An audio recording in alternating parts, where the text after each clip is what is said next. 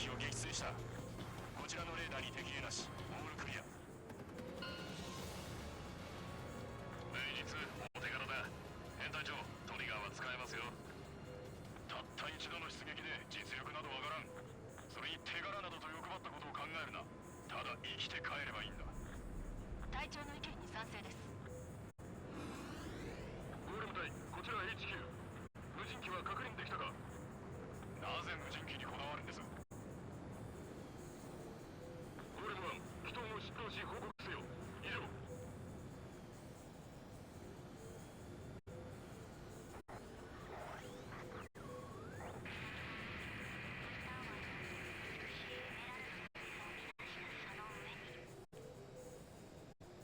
ペルシア王国王女ローザ・コゼット・ド・ベルージェです。国民の皆さん、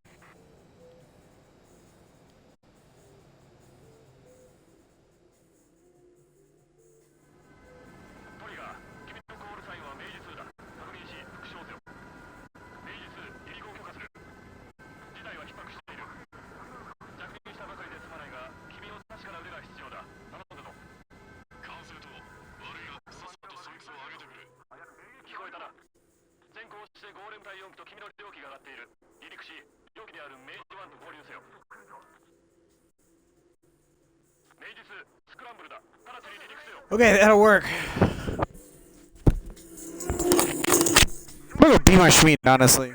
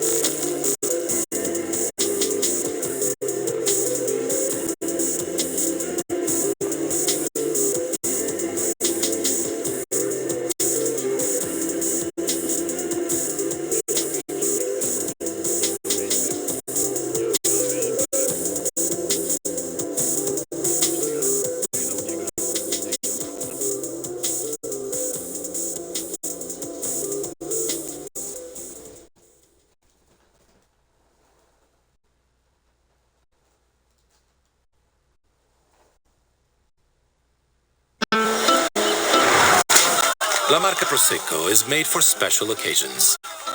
You mean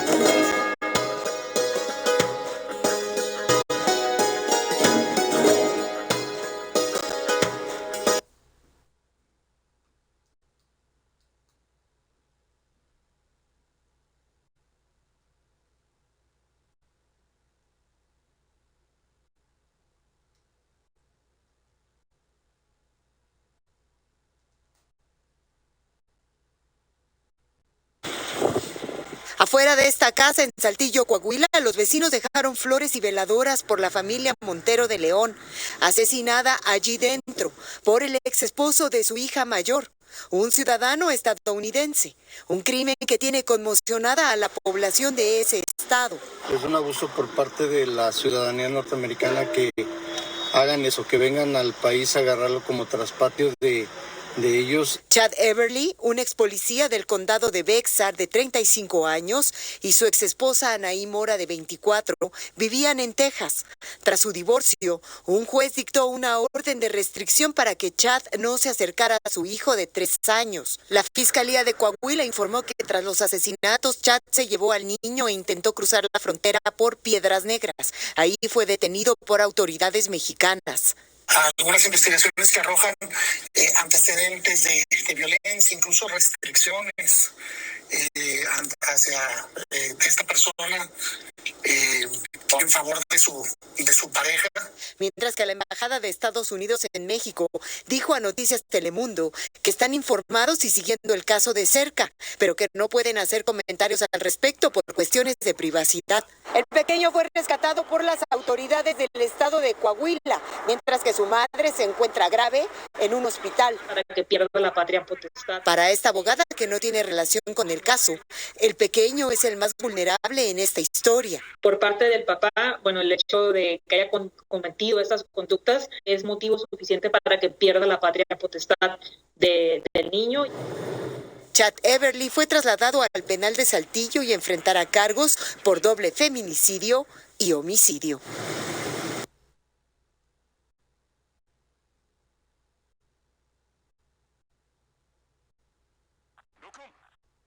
The government released a dismal jobs report today. The U.S. economy unexpectedly lost 23,000 jobs last month, but the unemployment rate actually dropped to 4.1%. And that's not because companies are hiring more, but because hundreds of thousands of discouraged workers left the labor force. So let's bring in Money Watch correspondent.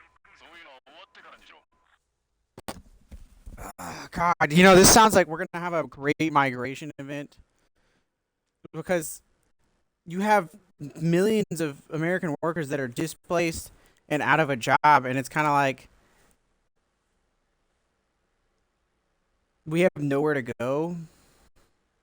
Our country has given up on us and given it to Elon Musk, Peter Thiel, Palantir, the Saudis, and Israel.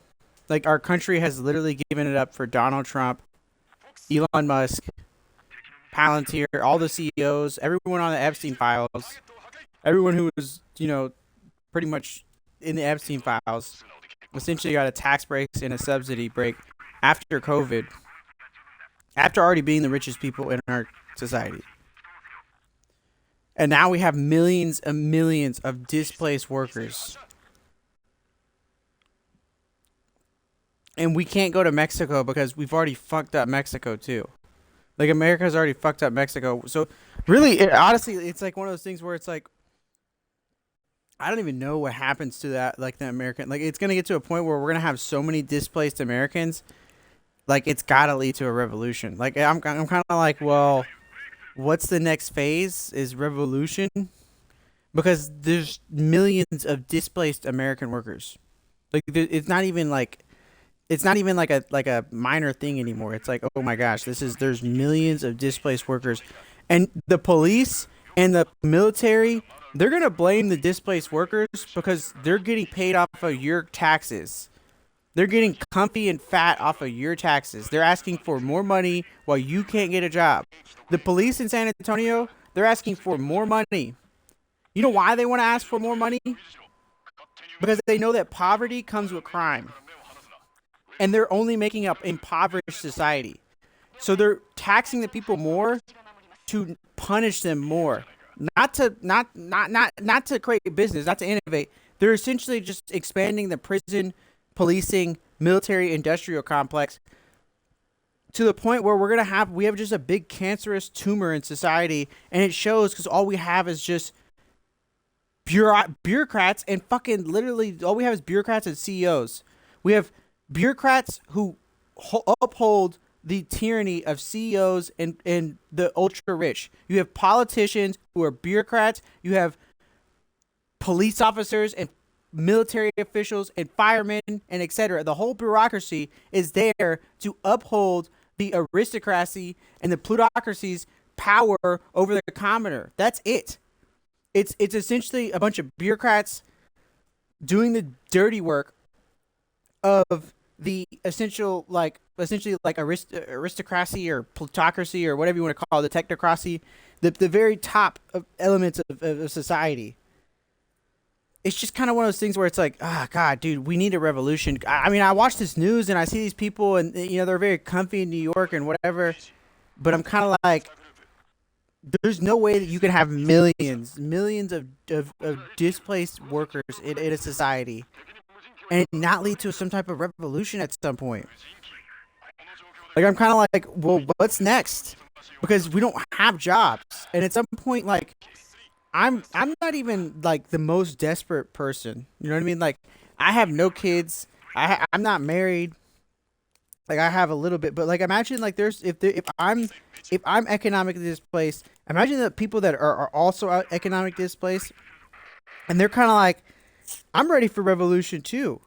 Like, a lot of people are ready for revolution, and it's kind of one of those things where where it's just like, we just lack organization, and all the bureaucrats are paid off by essentially the plutocracy and technocracy and like aristocracy or whatever you want to call it. Essentially, that element of society has paid off the bureaucrats with taxes that really are just robbing the people blind. And it shows because we don't have any fucking jobs. I'm gonna go beat my cock, but like, honestly, I'm kind of like, this doesn't seem like it would lead to anything but revolution. Like, having millions of displaced workers seems like a recipe for revolution. It does not seem like a recipe for success or anything else but revolution. Like, I'm just being honest. If you have millions of displaced workers, it sounds like these people are eventually going to say, I can't migrate to another place. The only thing I can do is revolt against my country because I can't migrate. America has made it so intolerable for the average, for the common American, that it's almost like, man, I honestly pray that we get a revolution event so I could just take my fucking ass to Washington D.C. and fucking show them what I really think about them. Honestly.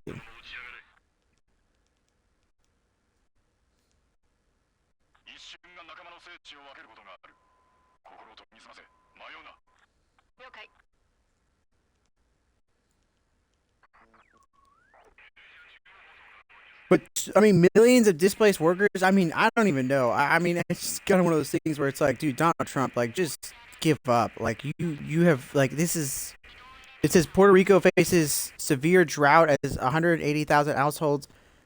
They act like Puerto Rico is not our responsibility. Like, America acts like Puerto Rico is just somehow not our responsibility.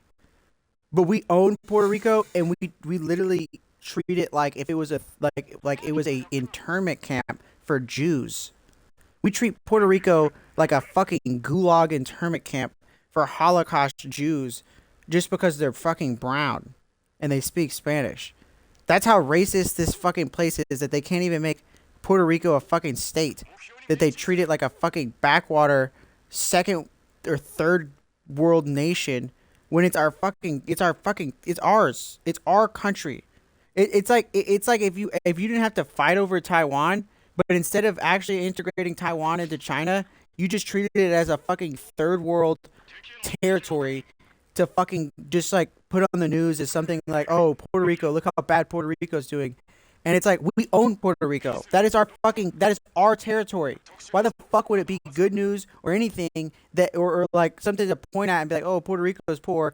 Because we own them. That is our territory. They should be a fucking state. If Puerto Rico is poor, it shows that our character and our ability to take care of our citizens as a civilization